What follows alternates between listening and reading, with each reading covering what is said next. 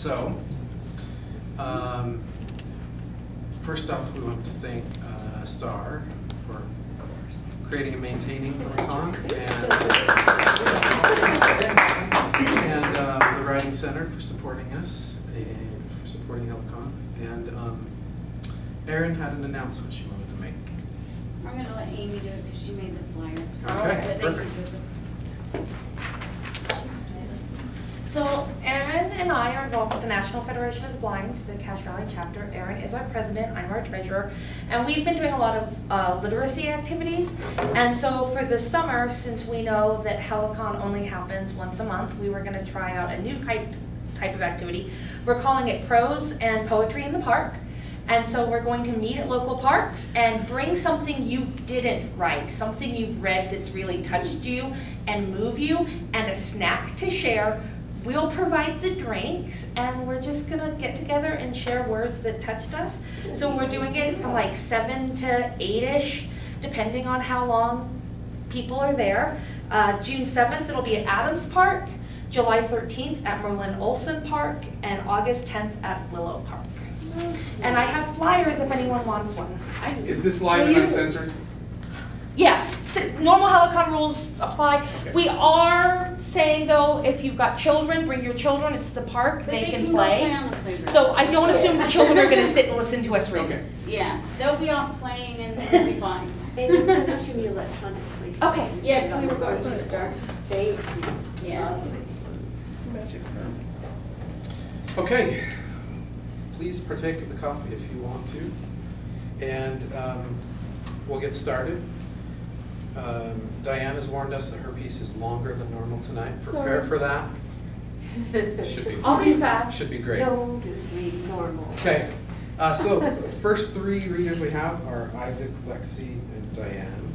We'll start with those.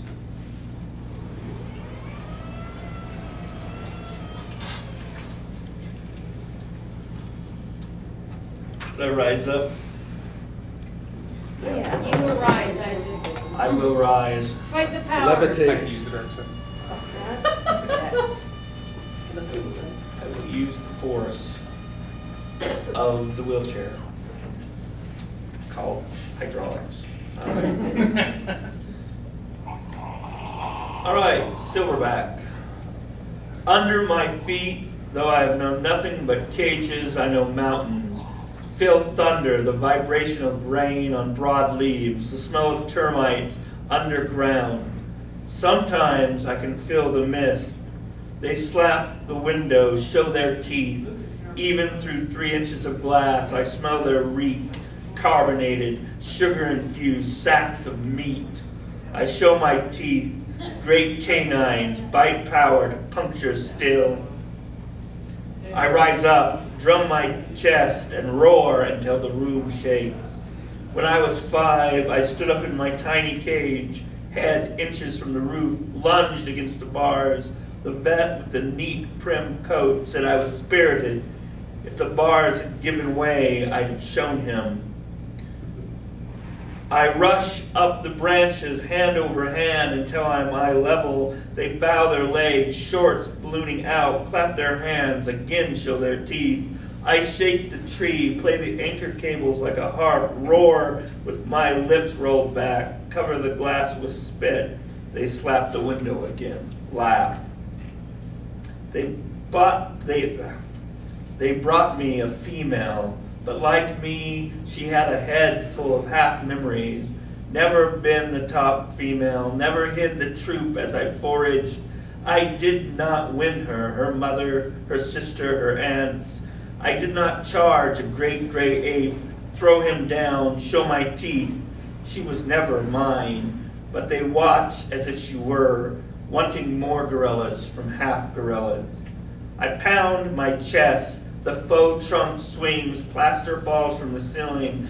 They do not step back. I launch myself against the glass, rattling the wall. I leave a smear of blood in front of their faces. As I fall 20 feet, hit the cement, I hear them laughing. But before the impact, they shrank back, stinking of fear. Oh, if the glass had given way, they would get but one scream. Then I'd run into the sunlight, leaving bloody handprints. Mothers would knock over strollers. Fathers would freeze, camera phones half up. I would show them a silverback in his prime. They would scream, bleed, die until the men came. Not the tan-clad keepers with the red hornets and sleepy nausea, but the men in blue would come in flak jackets with rifles, and they would shoot me, shoot me, shoot me, shoot me. But I would not fall. I would show my teeth, roar the blood from my lungs, see mountains.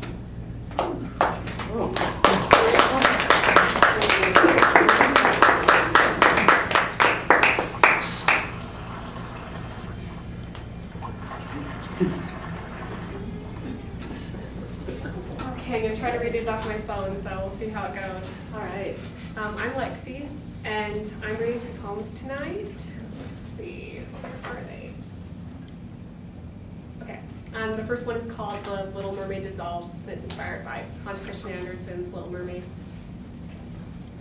I plunge into the sea, only to feel my body scattered against the waves. My toes tingle and twitch as they whirl into suds. My lashes lather and foam, while my fair glossy skin disperses, formless and flowing. My hair fans out towards the budding lilac sun, like glistening seaweed. As it bubbles and froths, melding into the sea, I feel like I'm turning into all the tears mermaids are unable to cry, all for his dark eyes and the dream of a soul. Yet I don't feel death's teeth tearing. I can see others around me now. They have delicate gossamer bodies. They say, "Welcome, sister. We are the daughters of the air. Once we were mermaids desperate for salvation.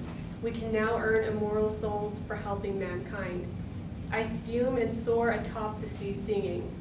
I glide over land, spreading flowers' aroma for humans to savor. Marigold, milkweed, mallow, magnolia. I clean and cool the air for humans to submerge their lungs with ease. A fresh laundered breeze. I skim the wind and sail the skies. I am bliss. Okay, so the second one. So the second one is called Diphylia grayi, and like you kind of need a little bit of background to understand this one. So Diphylia grayi is a type of flower, and it's just a white little flower with a yellow center. But when it rains, it turns the petals translucent. So, and then when it dries, they turn back to white.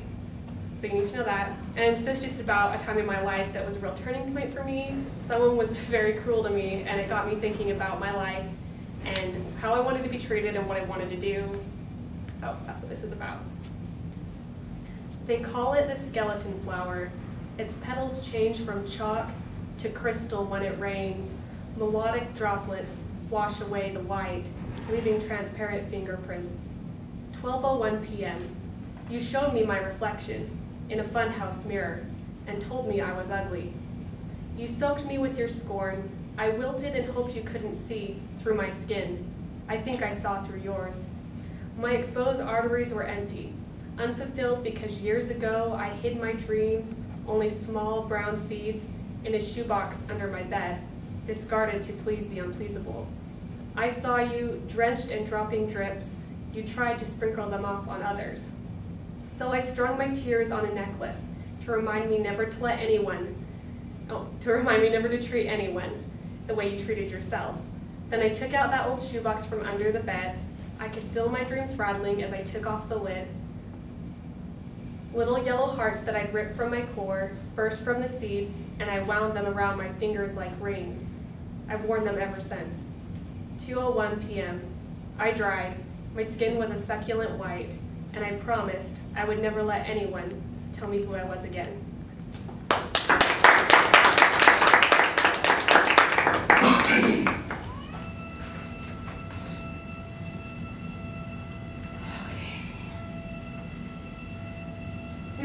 This is a story that I wrote for my memoir several years ago.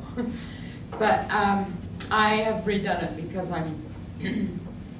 I'm trying to revive certain pieces from, thinking maybe of entering it in that contest, original writers, what is it? Sorry. Original writing It's done by contest. The Arts Utah. Council, yeah. Uh-huh. Okay, this is called Up the Creek. The Lang family moved to town in 1954, the summer before I went into the 6th grade. Word of them reached our family within a day or two, as news always does in a small town. Mine straddling the highway, vigilantly culling out encroaching weeds, tossing them to the bar pit below. Tough times for Rough Riding Roosevelt, named after Teddy, located in eastern Utah's Uinta Basin in the heart of the Ute Indian Reservation. The town was now under attack, being overridden with families moving in to extract the newly discovered oil. Daddy, a school principal, keenly felt the presence of these people. They're squatters, he ranted, infiltrating our stores, crowding our schools, littering our roads and our parks. I'm sick of their entitlement, their disregard for our traditions, and it'll only get worse, I'm afraid. We townspeople closed our ranks, sought sanctuary in our church, and we're glad they didn't follow us there, those foreigners with their blasphemy, their impudence. They scoffed at our religion, called it a cult. My friends and I didn't even know that word until Susan asked her mother about it. A cult? Her mother answered. That's devil worship, that's not us. Mama laughed when I told her what Sister Colston had said. That woman is dumb as dirt, she said. A cult, spelled O-C-C-U-L-T, is devil worship. A cult, spelled C-U-L-T, is a group that has beliefs not considered mainstream. What's mainstream, I asked? What most people consider normal or usual. Well, what about our church? Ours is true, Diane. Quit worrying and don't pay any attention to Linda Colston. 6th grade was coming up after the most boring summer ever. Nothing to do, nowhere to go, and no one to do it with, except my dog Bubbles, and even that had gotten old fast. School would mean art projects, music, spelling bees, and acting in plays, things that I excelled in. The Lang family stood apart from our townspeople, as well as the oil riffraff. No one seemed to have met them, but the suspicion they aroused was unique among us. This family was referred to as that family that keeps to themselves, like they came from nowhere and belonged to nobody. Instead of the disrespect we were accustomed to from the regular rabble, this family ignored us. There's a passel of kids and a dad, but no mother. She probably ran off with a carnival worker, sneered Noreen. Something's up, agreed Emma, or they wouldn't be a-living down there in the idiot flats. That some attracts, parasites. Fleas on a dog, my Wesley says. Could be, said Noreen. Still, Ben thinks they're part of the oil. Why else would they be here? With a town full of greasers and Indians, we ought to just move away, she sighed. That's what I tell Ben, but he won't hear of it. Says his granddaddy paid good money for this here farm, and it's staying in the family as long as he's around. Noreen shrugged her shoulders, caught a quick breath, and continued. Ben, he's right set in his ways, too. Starts in a-thinking about how them Indians get all that there money from the government because us whites stole their land. Pretty soon he's red in the face, his blood pressure climbing by the minute. Emma chuckled, nodded in agreement. Wesley feels the same way. We've been here over 50 years, so I don't see us ever moving. Them Langs, they can have the flats since none of us want to live there anyways. Idiot Flats was Roosevelt's skid row. Alkaline soil with sparse trees and bushes, the crusted earth smelling like sewage, no sidewalks, just dirt paths winding through tall weeds. Tiny houses popped up at random, like zits on a teenager's face. Unpainted, rickety clapboard shacks they were, leaving shadows of black lines. The Lang's house topped all other houses in town. I heard about it everywhere I went. Evidently, Mr. Lang took several large appliance boxes and duct taped them together. There were no windows, only a hole in the top of one box with a stovepipe sticking out. Let's drive down and have a look, Daddy, I said. Sorry, Diane, I don't want to be seen there. You'll just have to imagine, he chuckled. The next day, instead of going to primary, I sneaked to the flats on my bike. It was unbelievable, worse than I could have imagined. Cardboard. That's what my old dollhouse is made of. How do the people go to the bathroom, and what about lights? I've never seen anyone so poor. As I turned for home, two women stood in their yards, pointing and laughing at the Lang's house. I thought, that house of theirs, of the Lanes, even looks bad to the trashy people that live here. Daddy was the first of our family to meet a Lane. He said the father showed up at his office the day before school started, enrolling children, a girl in the first, 2 boys in the third and fifth, and a girl in the 6th grade. You should have seen him, Lorene, he told Mom at supper. That guy looks like he's been drugged through hard times at the end of a dirty rope. The oldest girl is Diane's age, her IQ is average, but according to her records, she's attended 11 different schools. Mama frowned. You didn't put her in Diane's class, did you? Daddy broke long enough to refill his glass of milk and grab a handful of cookies. Hell no, Lorene, you think I'm stupid, he quipped, gulping milk and burping. Mama shot him a dirty look and then shrugged. Sounds par for the course.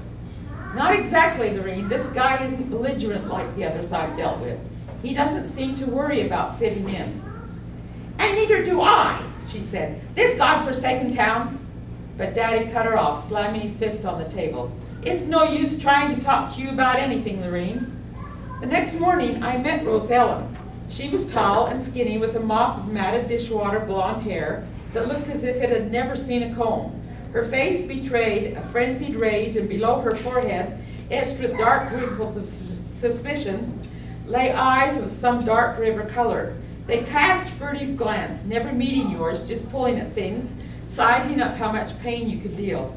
Her gait was stealthy like a wild animal's, and she looked poised to run any second. I was surprised to find out she was 11 like me, because she looked much older than the rest of us kids.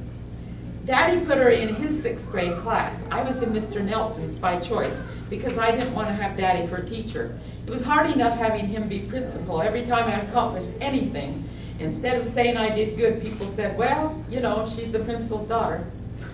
Besides, I still knew what was going on in his class because of the stories he came home with. How he had broken up a fight between Bobby and Donald, the way Brenda was missing a lot of school because her parents were divorcing, things like that. Plus, every month or so, there'd be a rundown on the oil invasion. 5 new families in September, he'd despair, and another 4 in October. What's happened with that trashy family from the idiot flats? Mom asked at supper one evening. Daddy smiled. They're doing fine according to the teacher of the youngest kids. In my class, Rose Ellen works hard, although she's miserably behind in all subjects. Girls don't talk to her, and you can't blame them. I've only seen her in 2 different outfits. Both are ragged and faded with age, but you know what? Those Lane kids are always clean, I'll say that for them.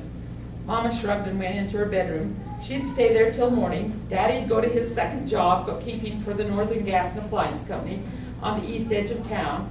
He'd come home late and sleep in his bed in the basement. I'd spend my after-school time over the hill by our house playing in the gulch with my dog Bubbles. When I got hungry, we'd head home. I'd feed Bubbles and make myself a tuna fish sandwich. Sometimes I'd read a book or play the piano until bedtime at 9. One evening around Christmas time, Daddy suggested I go through my school dresses and pick out some I was outgrowing. He said he'd give them to Mr. Lane for Rose Ellen. I chose about 15. Many were made of taffeta or satin, and most had lace, bodices, and full skirts. I found a large box, folded the dresses, and gave it to Daddy to take to school. The following morning, Rose Ellen was nearly unrecognizable. Her hair curled with a barrette on each side. They accentuated her face with its high cheekbones. Wow, she's really pretty. She wore one of the fanciest dresses, a bluish-green taffeta frock with a lacy collar and a big ruffle on the bottom of the gathered skirt. The dress had always looked too long on me and been too tight around the waist, but it fit Rose Ellen splendidly. The hemline hit just below her knee as it should, and the style accentuated her tiny waist. She stood straight and tall in the middle of a crowd of girls, looking confidently at them in the eye and answering their questions as they oohed and awed.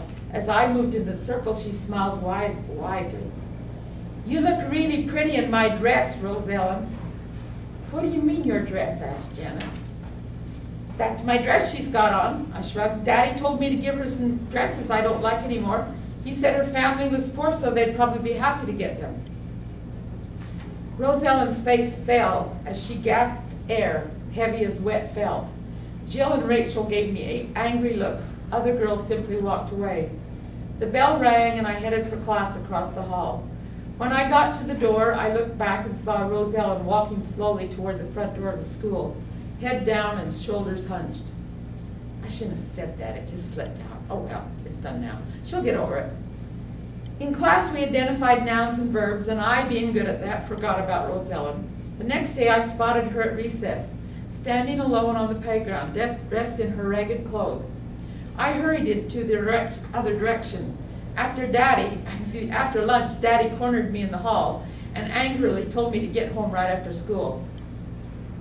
I might be up the creek with this one, I thought. When the bell rang, I raced home, was there within 5 minutes, worrying and planning my defense. After an hour, Daddy drove up, strode into the house, called to Mom and told her something. I pressed my ear to the bedroom door and heard my name. Together they called me to the living room. Rose Ellen's father was at my office door when I arrived at school this morning, Daddy said, seething with anger. He returned the dresses you gave him for Rose Ellen, saying she refused to wear them. When I inquired why, Mr. Lang told me what you said. Now red-faced and sweating, he pounded the couch with a clenched fist. Baring his teeth, he sneered, "God damn it, Diane, how could you do such a thing? You're always trying to make me look bad. You actually told that girl it was your dress and my idea to give it to her because her family is poor. How stupid can you be?" "That's what you said, Daddy," I whined. "You and Mama laughed at them, especially they're living in a cardboard house." Now Mama shrieked, "You little brat, you know better than to repeat anything you hear in this house. Well, your big mouth has just cost you your supper. Get to your room and stay there until morning. Do you hear me?" "Yes, I hear you." I stomped down the hall. "Gossiping about everybody and fighting is the only talking you two ever do." That night I couldn't sleep for thinking about Rose Ellen, remembering the look on her face. I think gossip about people like Mom and Daddy do. I think I gossip about people like Mom and Daddy do because I've watched them. It's their fault. That night I couldn't stop thinking about Rose Ellen, remembering the look on her face. I tried to sleep, told myself I'd worry about it tomorrow. Then I thought, how does she feel being dirt poor, having no mother, and living in idiot flats in the slummiest house of all? Damn it, it's midnight. I've got to get some sleep. I slept fitfully, dreamed of girls spitting on me, calling me names, and Bubbles dying. I awoke in a sweat, afraid to go back to sleep. It was 5:30.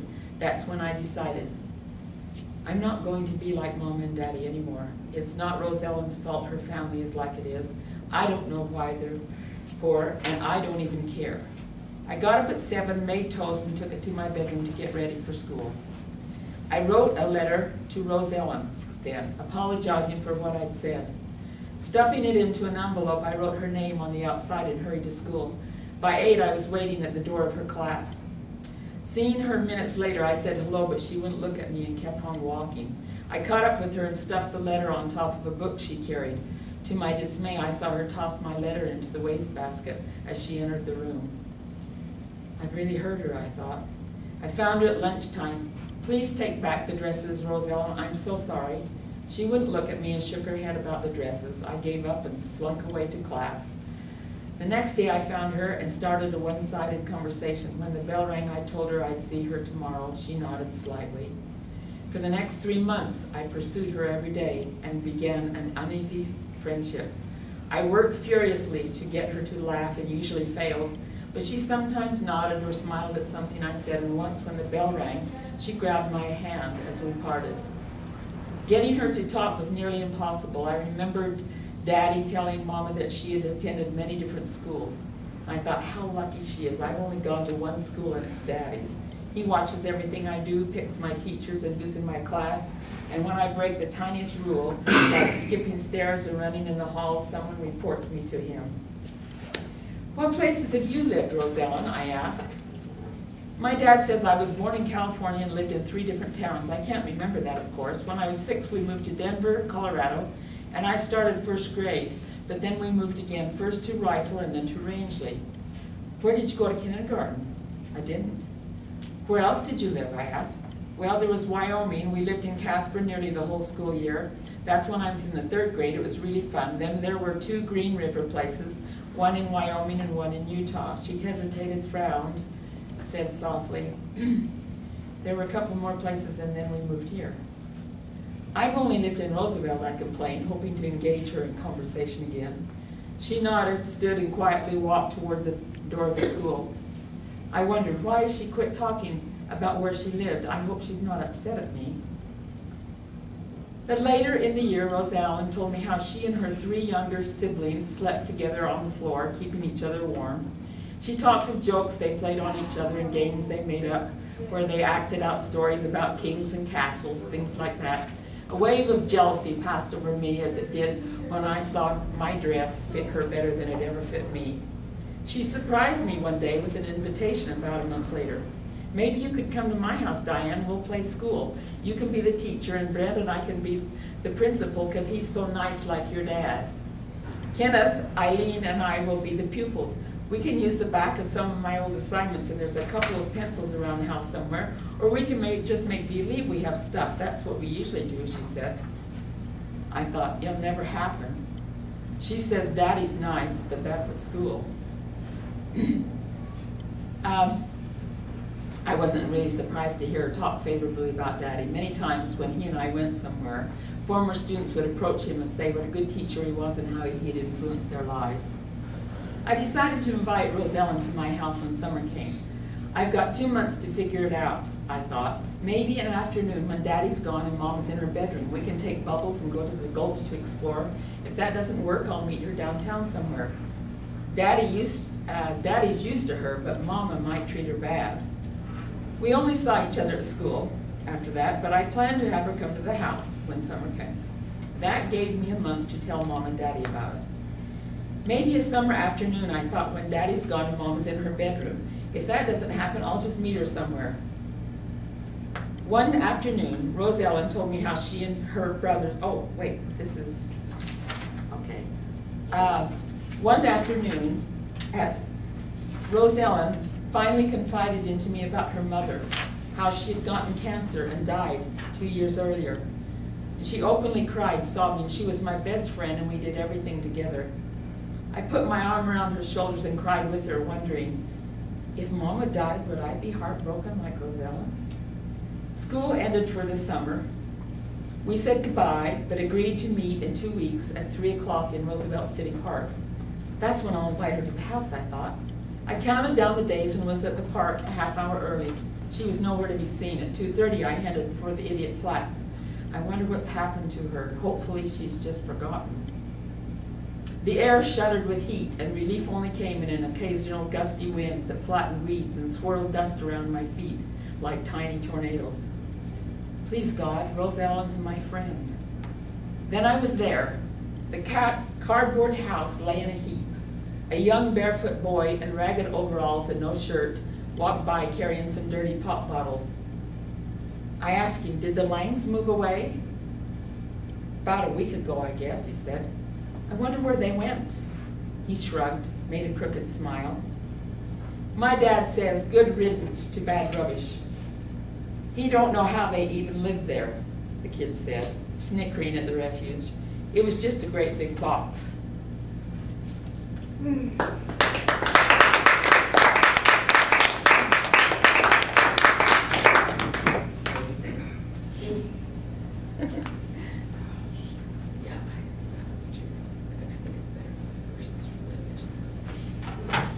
Okay, next up we have Tim Starr and Sherry Lynn.